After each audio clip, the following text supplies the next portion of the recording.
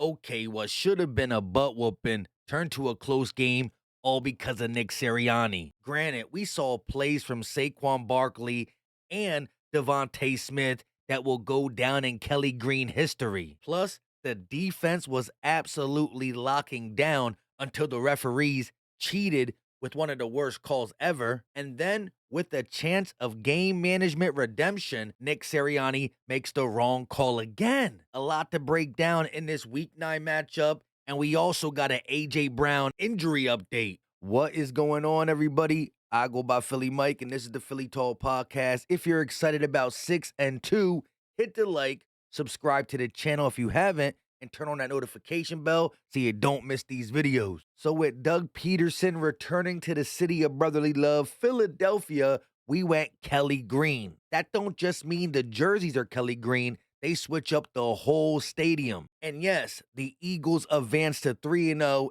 in Kelly Green. I definitely believe we got to use these in the playoffs. But back to Sunday's game, this was the first time Saquon Barkley wore Kelly Green, and he didn't disappoint. Rushing for 159 yards, 3 catches for 40 yards, a touchdown on the ground and through the air. And of course, we got to mention that backwards hurdle that nobody, I repeat, nobody's seen ever before, which was special because LaShawn McCoy was inducted to the Eagles Hall of Fame, and he had to show love to Saquon before the game, and he definitely turned up. Tim McManus tweeted, Saquon Barkley is just the second player in Eagles history to record 1,000+ scrimmage yards and 8+ touchdowns through 8 games, joining LaShawn McCoy. But before we get any further, we got an update on A.J. Brown. According to Jordan Schultz, sources, Eagles wide receiver A.J. Brown, who left Sunday's game with a knee injury, avoided anything serious and is expected to be fine. I told y'all, them prayer emojis in the live play-by-play versus the Jags, shout out to everybody who came through, means something. And that news right there is exactly what I wanted to hear. Listen what Devontae Smith said once AJ went down. What was his mindset? I think for me, it's always tough when he goes down because he's such a dynamic player, such a big part of this team and this offense. But if he goes down, I kind of get the feeling of like, I have to step up. And for me, I'm always ready for the challenge. I got the word that he was down. I was telling the coaches, they're starting to change their coverage now. They're starting to play more one-on-one. Just let me do what I do. And that is exactly what the coaching staff did. They went to Smitty. The first time was under center, play action, 46-yard strike to Devontae Smith. You couldn't have drew it up any better. It just sucks that we wait for A.J. Brown to go out to really use the Slim Reaper. But when all hope was looking to be lost, 3rd and 22, we need a play. Jalen Hurts finds Devontae Smith for what might be the catch of the year. When you look at the one-hand grab plus the toe drag swag, it was incredible. Devontae Smith, to me, is the most underrated wide receiver in all of the NFL because people don't realize how good he is, but he is a dog. Now, I know, this game wasn't all good, but there was only one negative, a big negative. Our head coach, who did everything in his power to give the game to Doug Peterson, Trevor Lawrence, and the Jaguars. He left 9 points on the board in a game where things started to get sticky due to the game management. Let's not forget the 4th and 1. Oh, the brotherly shove don't work, so let's play action pass? Really, bro? Now, I've come to understand that Nick Sirianni is going to go for it on certain 4th and 3s and blah, blah, blah. But the fact that he went for the first 2-point conversion when he was already up 3 possessions with it or without it, and then to try to chase the points, going for 2 more 2-point conversions was just ridiculous. That is him showing the ultimate amount of stubbornness, not realizing how the game is going. Again, sometimes, like the Giants game, him going for it on 4th pays off, but you got to feel what type of game it is. See the game and adjust. I understand who you are, but each game has a different flow to it, and he just hasn't really understand it this year. And again, I believe he takes over play calling in crucial situations. With all that being said, no team has ever fired their coach with a 6-2 record. he is going to be here to the end of the season. Good, bad, ugly, sad. I just hope he understands what he did wrong this game, corrects it, lets the coaches, defensively, Fangio, offensively, Kellen Moore, do what they got to do and only worry about managing the game the proper way. Right now, through my eyes, this is a Super Bowl contending team offensively and defensively. It just comes down to our head coach, which right now I am very, very nervous with. It could be worse, though. You could be caught as the franchise quarterback on TV saying your team bleeping sucks. Now, granted, I'm not a professional lip reader, but y'all tell me, this is the only thing physically I'm seeing he's saying, which is, we bleeping suck. What y'all think? Which, by the way, he is right. They do suck. That's the Cowboys quarterback. This is our quarterback. Everybody up. Hey, short and sweet today, man. Ain't none of this promise. So what the you gonna do with your mama right now? What you gonna do with your mama right now? All the we go through, all the time we put in this. Show me something tonight. Let's go. Team on 3, 1, 2, 3. Team! And by the way, Jake Rabati said Eagles quarterback Jalen Hurts since the bye week, 12 total touchdowns, 0 turnovers, and a 127.5 passer rating. Let's take it to the next level. Jeff Kerr tweeted that Jalen Hurts is the first player in NFL history. Repeat that one more time. NFL history with a touchdown pass, a rushing touchdown, and a passer rating of 115 or higher in 3 consecutive games. Now, you might think, how is he the first person to do that? You got Lamar Jackson, Vic, Cam Newton, all these rushing quarterbacks. Well, guess what? Yeah, they can get the rushing numbers, but they can't keep the passer rating in 3 consecutive games with passing touchdowns, or vice versa. You got the Patrick Mahomes, the Josh Allens, the Justin Herberts. They can have the passer rating and passing touchdowns, but they can't do the rushing thing. Again, Jalen Hurts brings the best of both worlds, and he's just one of a kind. Now, before we get to the defense, which did better than the score indicated due to Nick Sirianni, them linebackers are fire. We also are going to recap the whole game and talk about those rookies. But first, what if you can make risk-free profits in sports betting? This may sound too good to be true, but let me explain. The sports betting market in the U.S. is so fragmented, with each book setting their own odds. This means there's so many opportunities to profit when 2 books get out of sync. You can bet both sides, over on one book, under on another, and lock in a risk-free profit. This strategy is called arbitrage, and it's the core of OddsJam. OddsJam scans hundreds of sportsbook in real time to find these bets, helping thousands of bettors earn tens of thousands of dollars every single month. Look at the results yourself, and here's the best part. You can try it for free. OddsJam offers a 7-day risk-free trial, giving you access to all the data-driven tools, including the arbitrage and positive EV finder. If you don't love it, cancel with one click, no strings attached. Ready to get started? Use promo code PhillyMike for 35% off your first month after the trial. Link in the description and the pinned comment section. Once again, promo code PhillyMike. Don't miss out on making smarter, risk-free bets with OddsJam today. Now let's move over to the defense. Jeff Kerr tweets, Isaiah Rodgers was targeted 5 times in Sunday's win. Trevor Lawrence was 1 of 5 for 16 yards and a 39.6 passer rating, targeting Rodgers when he was the primary defender. Mind you, he did give up the 4th and 13 though, but other than that, solid performance for Isaiah Rodgers. He almost had a pick too.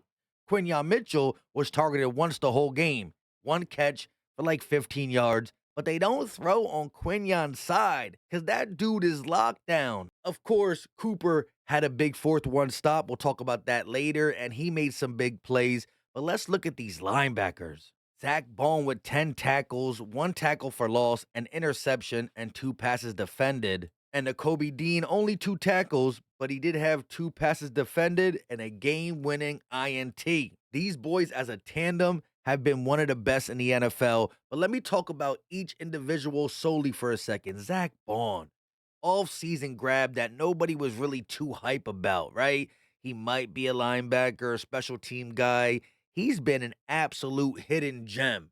One of the best all-season signings of the year. He's playing like a Pro Bowl linebacker, and if I'm Howie Roseman, I'm drawing up a contract and getting him signed ASAP Rocky. As for Nakobe Dean, a lot of people were iffy, and rightfully so. He had to prove himself, but I told y'all, don't call him trash yet. Let's see him prove himself, and thus far, he's getting better each game in coverage.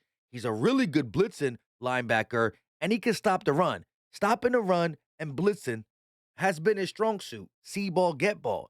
But he's getting better and better in coverage. PBUs, interceptions. Shout out to Nakobe Dean. Long time coming.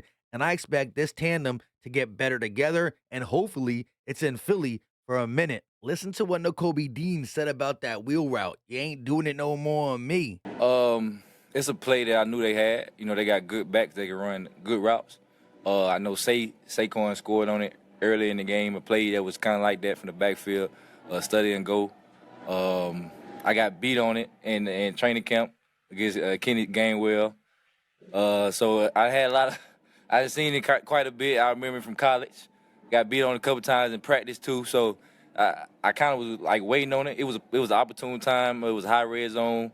They knew what we was in. They knew 3-by-1 when we at the end of the game. They got the read right, and I just had to make a play. Now let's get to the overall game recap with my thoughts. So the Eagles' first drive ends with a punt, but Sydney Brown forces a fumble recovered by Ringo. 2 plays later, Jalen Hurts on a wheel route to Saquon Barkley for a touchdown. First Jaguars drive, they're facing a third down after a couple plays and it's incomplete. So the Eagles get the ball on 2nd and 3 and they give it to Saquon for the big first. Now this next play was so good that the NFL changed their YouTube header as Saquon Barkley hurdling over a defender. You gotta love it. 3rd and 6, check down to Saquon Barkley, makes one man miss, spins on the other, and actually hurdles backwards. Jalen Hurts has some trickery as well. Not as good as Saquon Barkley's, but 3rd and 7, Hurts looking, steps up, runs, getting tripped for the first down. Later on that drive, we actually kick a field goal to go up 10-0. Guess what the Jags do on their next possession? Nothing. So the Eagles get the ball back, but we're faced with a 4th and 3. Do we kick the field goal this time?